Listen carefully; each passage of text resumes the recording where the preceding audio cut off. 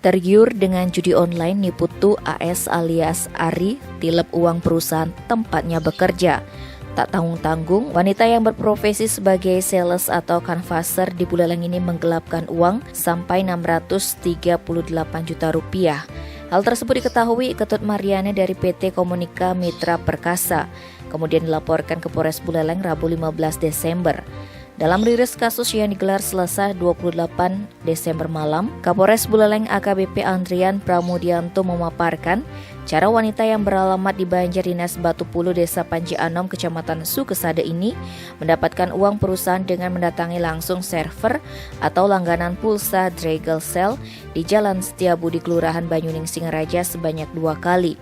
Pelaku meminta untuk menyetorkan pembayaran saldo pulsa ke rekening BCA atas nama Putu Edi Guna Susila yang merupakan suaminya. Setelah menerima uang, pelaku tidak menyetorkan ke perusahaan tetapi digunakan sendiri. Dari total uang 638 juta rupiah, sebanyak 537 juta rupiah telah diambil oleh pelaku bersama suaminya. Sementara sisanya disita oleh polisi sebagai barang bukti. Sebagian uang yang diterima dipergunakan untuk bermain judi online.